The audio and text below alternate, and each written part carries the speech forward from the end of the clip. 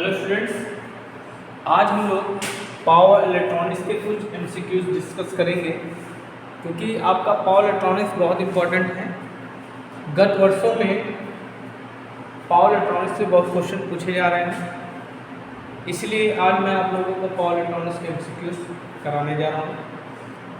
अगर आप मेरे चैनल पर नए हैं तो प्लीज़ मेरे चैनल को लाइक करिएगा, शेयर करिएगा एंड सब्सक्राइब का बटन जरूर दबाइएगा, जिससे आप लोगों के लिए मैं और अच्छे एमसीक्यू लेकर आता रहूँ।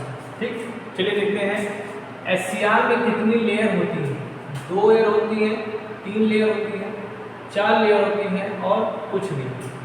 तो देखिए एससीआर के बारे में देख लेते हैं।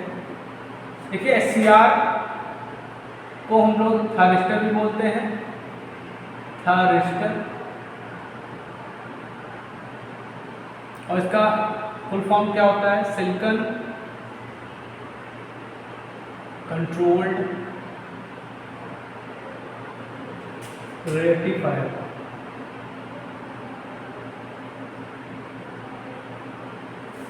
ठीक, बना किसका होता है? सिलिकॉन का बना होता है। ठीक, अब देखिए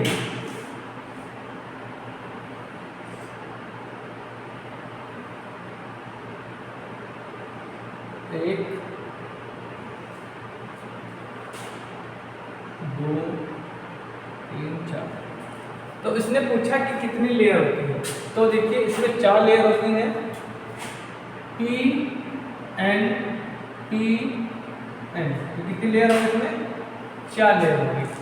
ठीक, जंक्शन इसमें बेटा कितने होते हैं?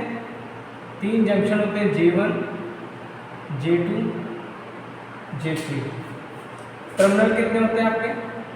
1, 2, 3। ये आपका कहलाता है गेट, ये आपका एनोड, ये आपको कैथोड।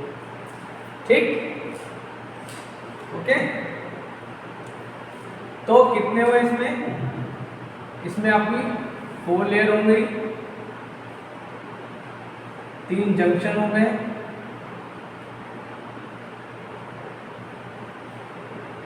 3 टर्मिनल हो गए और यूनिडायरेक्शनल डिवाइस, यूनिडायरेक्शनल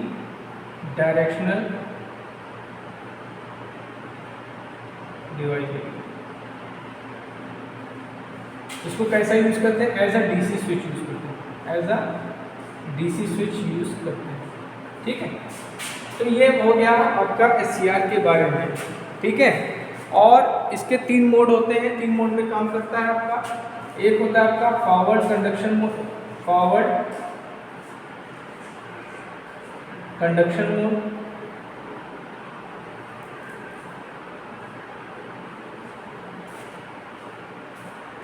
एक होता है आपका रिवर्स कंडक्शन मोड, और एक होता है forward blocking mode, forward blocking mode.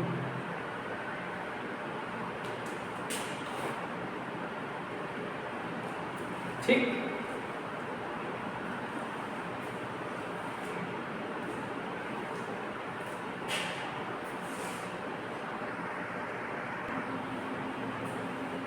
अब चलिए थोड़ा इसका कैरेक्टरिस्टिक देख लेते हैं।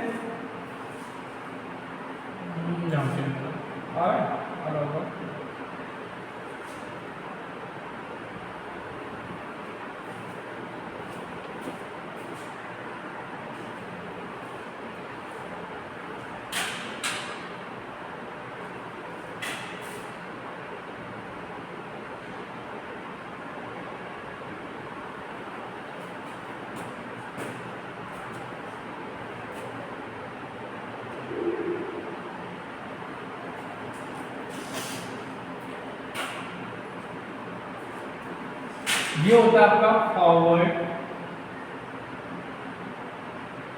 Conduction mode.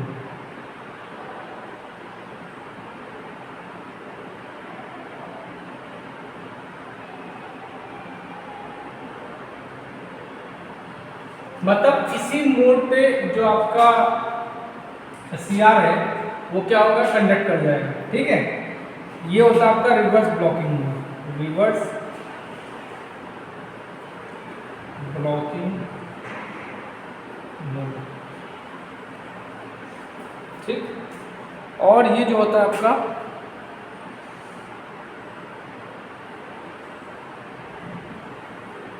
ये होता है आपका फॉरवर्ड ब्लॉकिंग मोड। ठीक, ओके। ये क्या होता है आपकी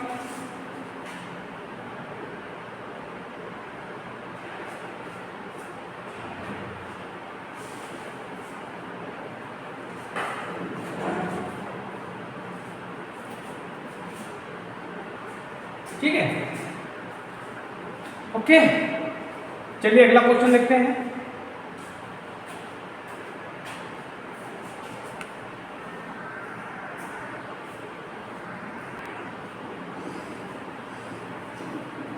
अब देखिए बहुत ही इंपॉर्टेंट क्वेश्चन है ये। ठीक है, कह रहा है कि एसी स्विच के रूप में प्रयोग करते हैं एससीआर को। तो एससीआर को जो हम लोग क्या यूज करते हैं, डीसी स्विच के रूप में, डीसी स्विच के रूप में इसका प्रयोग करते हैं और गेट के द्वारा इसको कंट्रोल करते हैं। गेट टर्मिनल के द्वारा इसको कंट्रोल करते हैं, गेट टर्मिनल के द्वारा कंट्रोल। ये बताना मैं भूल गया था, चलिए मैं देता हूँ। गेट टर्मिनल के द्वारा एससीआर को कंट्रोल करते हैं। डायोड जो होता है ये एससीआर की ट्रिगरिंग में काम आता है। एससीआर की ट्रिगरिंग में प्रयोग होता है। ठीक, और इसमें क्या होता है, दो टर्मिनल बता देगा। इसमें क्या होता है, सिर्फ 2 टर्मिनल, इसमें 2 टर्मिनल होते हैं। ठीक, अब ट्रायक, तो बच्चों जो ट्रायक होता है इसका प्रयोग हम लोग एज एसी स्विच करते हैं। ठीक, चलिए हम लोग ट्रायक के बारे में कुछ जान लेते हैं, कुछ बातें। ठीक है,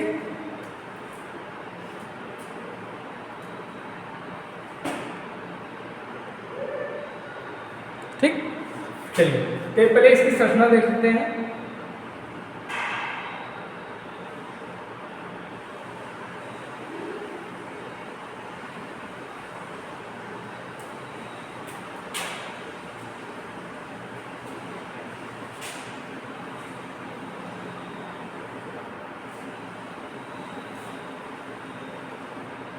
ये P हो गया, ये आपका N हो गया,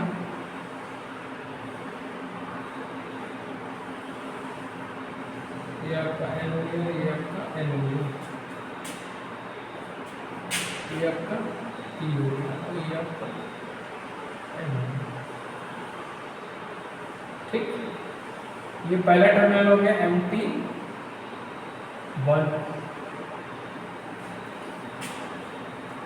MT2 हो गई। ठीक, और ये आपका ये हो गया आपका गेट और ये हो गया आपका MT।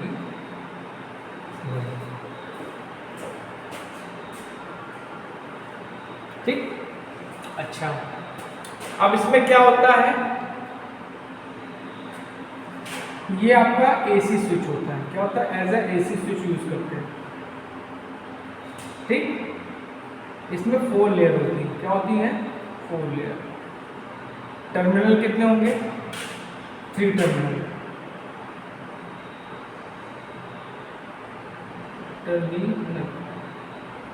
इसमें होंगे आपके 3 टर्मिनल होंगे।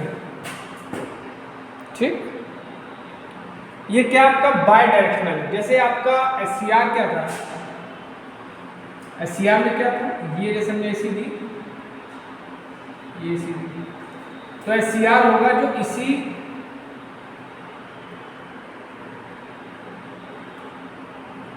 ये एससीआर मतलब एक साइकिल पे कंडक्ट होगा, मतलब एक ही क्या मतलब एक ही डायरेक्शन में करंट फ्लो होगी। लेकिन जो आपका ट्रायक होता है वो बाय डायरेक्शन होता है, मतलब एक इसमें भी करंट फ्लो होगी और इसमें भी फ्लो होगी।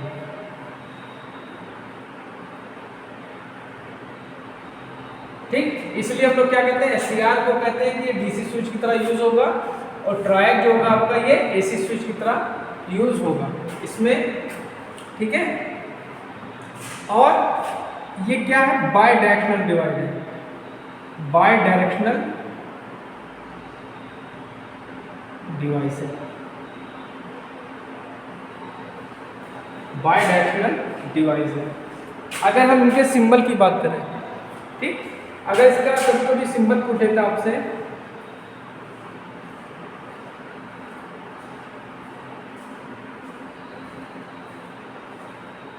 ये आपका MT2 हो गया, ये आपका MT1 हो गया, और ये आपका गेट सिग्नल हो गया जी। ये हो गया आपका क्या, ये आपका हो गया ट्रायक। और अगर हम SCR के सिंबल की बात करें तो SCR का सिंबल ये होता है, एनोड, कैथोड, ये गेट, ये आपका क्या हो गया, SCR हो गया। ठीक है,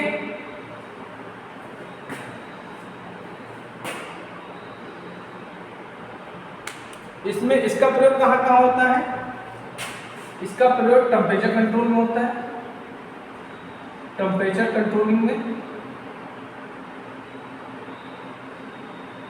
चॉपर में यूज होता है इसका, स्पीड कंट्रोल में होता है।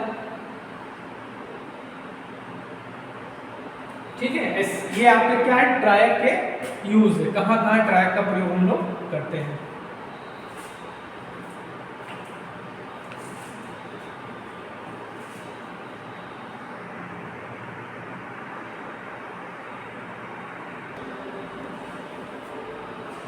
अब देखिए बच्चों, बहुत इंपॉर्टेंट क्वेश्चन है, ये पूछा गया है, ये कहाँ पूछा गया है,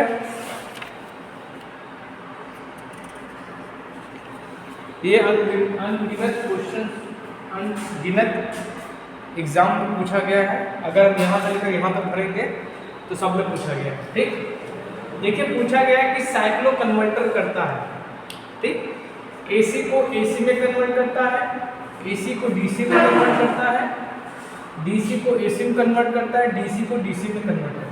चलिए देख लेते हैं एक नजर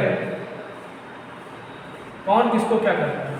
बात करें हम पहले साइक्लो कन्वर्टर की, इन्वर्टर की,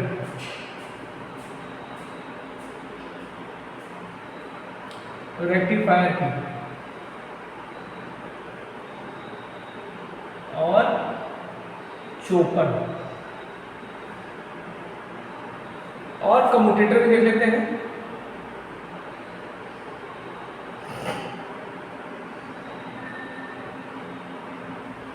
अब पहली बात करते हैं साइक्लो कन्वर्टर की। ये क्या करता है, AC को AC में कन्वर्ट कर देता है। तो इसमें आंसर क्या हो जाएगा आपका, AC को AC में कन्वर्ट करता है। इन्वर्टर क्या करता है आपका, DC को AC में कन्वर्ट करता है। इन्वर्टर जो होता है बच्चों वो क्या करेगा, DC को AC में कन्वर्ट करता है। रेक्टिफायर क्या करता है, AC को DC में कन्वर्ट करता है। क्या करेगा, AC को DC में कन्वर्ट करेगा। और जो चॉपर होता है वो क्या करता है, DC को DC में कन्वर्ट करता है। और कम्यूटेटर की बात करें तो कम्यूटेटर क्या करेगा, इसके दो काम हैं। ये AC को DC में कन्वर्ट करेगा, इसमें जनरेटर में, मतलब DC जनरेटर में, ठीक। और DC को AC में कन्वर्ट करता है आपका मोटर में, ठीक। अब देखिए रेक्टिफायर से याद आया, तो रेक्टिफायर के बारे में कुछ देख लेते हैं। जो आपका रेक्टिफायर होता है बेटा, उससे क्वेश्चन बहुत आते हैं। एक होता है आपका half wave rectifier, half wave rectifier, full wave rectifier,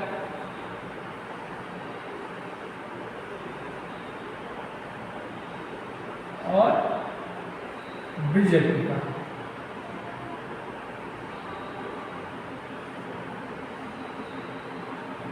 ठीक, हाफ वेव और फुल वेव और ब्रिज रेक्टिफायर की जो इफिशियंसी होती है 81.2% होती है और जो उसका रिपल फैक्टर होता है 0.48 होता है, ठीक। और जो आपका हाफ वेव रेक्टिफायर होता है इसकी इफिशियंसी होती है 40.6% और रिपल फैक्टर होता है 1.21। ये क्वेश्चन पूछे जाते हैं इसलिए मैंने आपको बता दिया।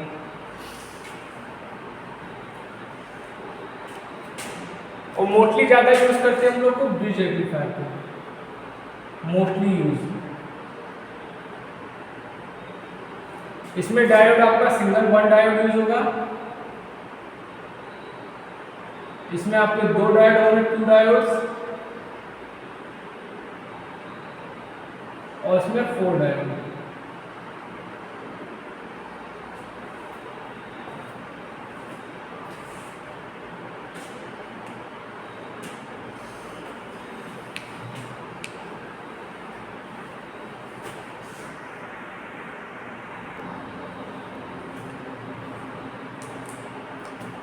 चलिए इसको यहाँ मॉडिफाई कर देते हैं। जो आपका हाफ वेव रेक्टिफायर है, हाफ वेव रेक्टिफायर, उसमें क्या होगा, वन डायोड यूज होगा। इसकी जो इफिशियंसी ईटा वो कितनी है, 46.6% है। और रिपल फैक्टर क्या होता है, एसी और डीसी कंपोनेंट का जो अनुपात होता है उसको रिपल फैक्टर बोलते हैं। वो क्या होता है आपका 1.21 होता है, ठीक है। और अगर हम बात करें फुल वेव का, फुल वेव रेक्टिफायर,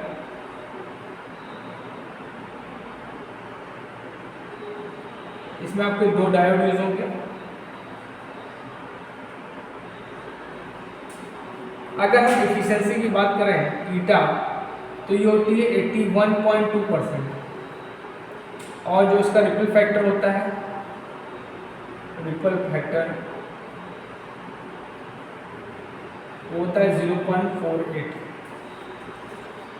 ठीक। अब आते हैं हम लोग ब्रिज रेक्टिफायर पे।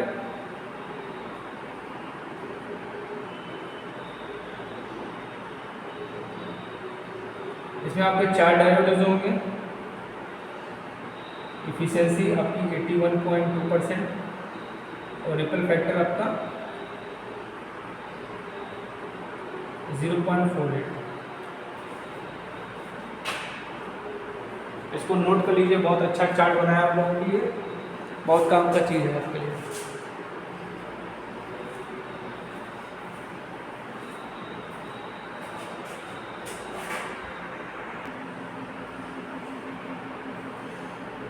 अब देखिए बहुत इंपॉर्टेंट क्वेश्चन है ये, बहुत से बच्चे इसको गलत करके आ जाते हैं। कह रहा है कि एससीआर में, ठीक, एससीआर का फुल फॉर्म मैंने आपको बताया, सिलिकॉन कंट्रोल रेक्टिफायर। ये सिलिकॉन का बना होता है। होल्डिंग करंट का मान लैचिंग करंट से ज़्यादा होता है, लैचिंग करंट का मान होल्डिंग करंट से ज़्यादा होता है, लैचिंग करंट का मान होल्डिंग करंट के बराबर होगा नहीं। देखिए पहले इसको हम लोग देख लेते हैं कौन क्या होता है।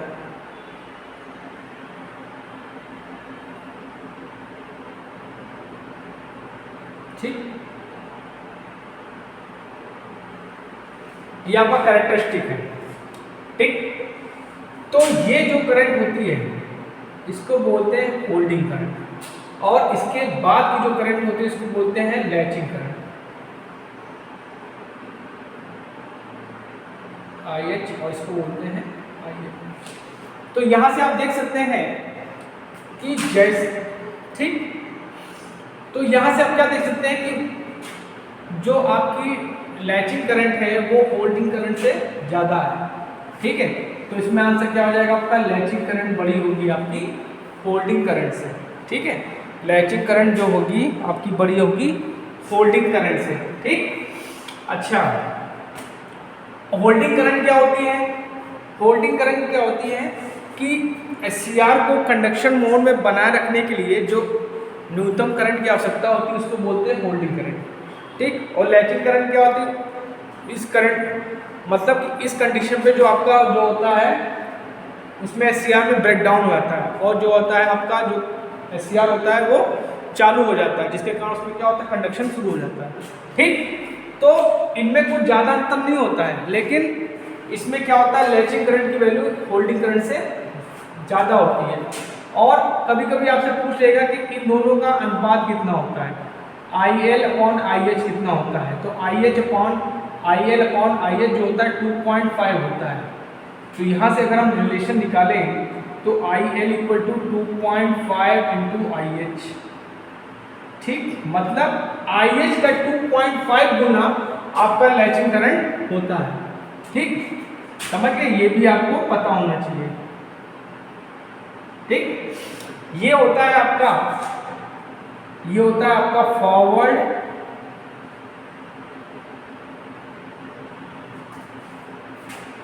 और ये आपका क्या होता है। ठीक, ये आपका क्या होता है, ये आपका फॉरवर्ड कंडक्शन मोड होता है। क्या होता है, फॉरवर्ड कंडक्शन मोड। ठीक, और ये आपका क्या होता है, फॉरवर्ड ब्लॉकिंग मोड होता है। क्या होता है, फॉरवर्ड ब्लॉकिंग मोड। और ये क्या होता है, रिवर्स ब्लॉकिंग मोड होता है, रिवर्स ब्लॉकिंग मोड। तो फॉरवर्ड कंडक्शन मोड में जो SCR होता है वो ऑन हो जाता है। ठीक, और अगर इसको रिवर्स ब्लॉकिंग मोड में करेंगे तो SCR क्या हो जाएगा, जल जाएगा। ठीक, ब्रेक मतलब डाउन तो हो जाएगा, लेकिन वो क्या होगा, तब तक उसका वो जल चुका होगा। ठीक, अच्छा, कभी कभी आपसे ये भी क्वेश्चन पूछ लेगा कि हम लोग SCR को कंट्रोल कैसे करेंगे, SCR कंट्रोलिंग कैसे होगी। SCR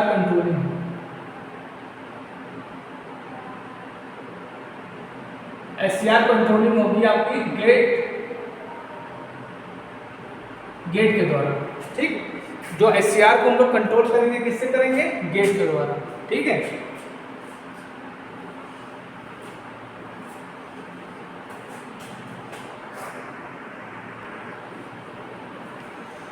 देखिए आज के लिए आज का लास्ट क्वेश्चन, क्योंकि वीडियो आपका बहुत लंबा बन चुका है। बहुत से बच्चे हमको शिकायत करते हैं कि सर आपका वीडियो बहुत लंबा हो जाता है। तो आज हम 5 क्वेश्चन बताएं, उसमें से जो रिलेटेड तो है वो बताया अभी हमने। देखिए, कह रहा है कि IGBT में 3 टर्मिनल होते हैं। पहले IGBT का फुल फॉर्म समझ लीजिए। IG मतलब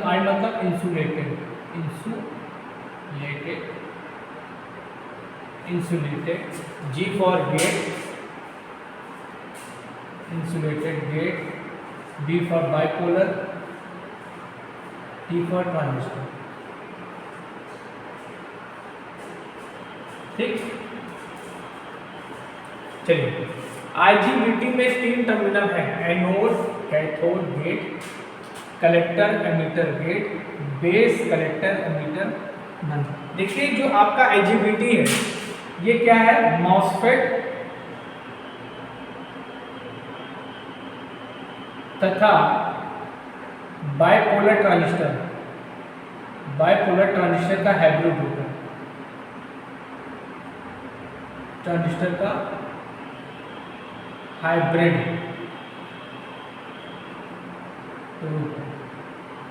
मतलब इन दोनों की प्रॉपर्टीज को यूज करके इसको बनाया गया है। ठीक है,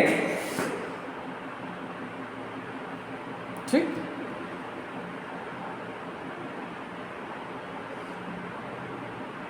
ये क्या है, बाइपोलर डिवाइस है। क्या है, बाइपोलर डिवाइस है। बाइपोलर डिवाइस मतलब दोनों दिशाओं में, मतलब दोनों डायरेक्शन में करंट फ्लो होती है। ठीक, बाइपोलर डिवाइस है। इसका क्या होता है, जो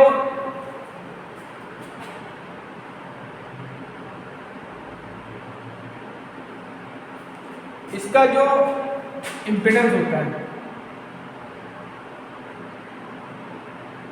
वो क्या है, हाई है।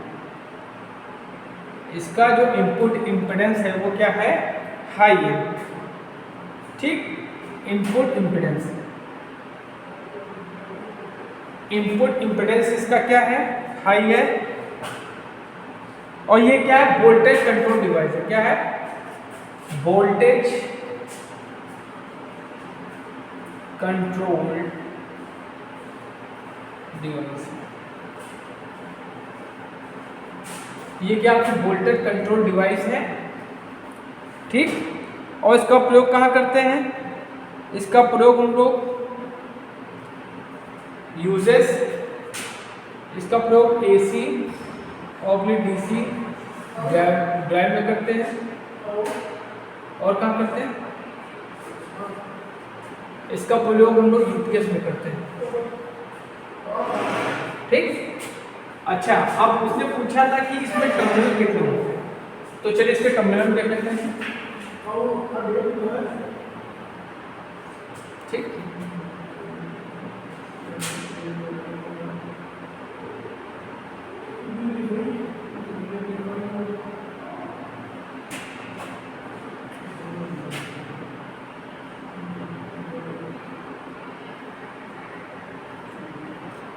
ये कलेक्टर हो गया, ये आपका मीटर हो गया, और ये आपका गेट, ठीक। ये आपका कलेक्टर हो गया, ये आपका मीटर हो गया, और ये आपका गेट। तो आपका ये आंसर सही है, गेट, कलेक्टर, मीटर और गेट। ये किस में होता है, ये आपका ट्रांजिस्टर में होता है। किसमें, ये आपका किस में होता है, देखिए एनोड, चलिए सुना के दिखा देते हैं।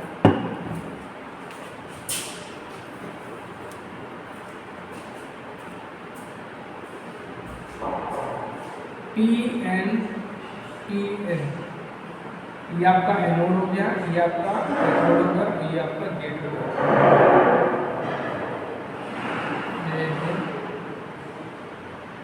कैथोड, गेट, ये हो गया आपका SCR, ठीक। तो ये टर्मिनल किसमें हो गया, आपके SCR में हो गया, ठीक। कलेक्टर, एमीटर, गेट तो आपका IGBT हो गया। अब बेस, कलेक्टर, एमीटर किस में होता है, ये आपका ट्रांजिस्टर में होता है, ठीक। ठीक है,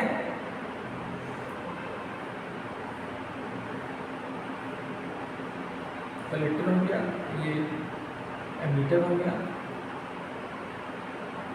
ये कलेक्टर हो गया, और ये आपका बेस, ये किसमें हो गया, आपका ट्रांजिस्टर में हो गया। तो बच्चों आज के लिए इतने क्वेश्चन बहुत हैं पावर इलेक्ट्रॉनिक्स के। नेक्स्ट लेक्चर में हम आपको और अच्छे अच्छे MCQs लेके आएंगे।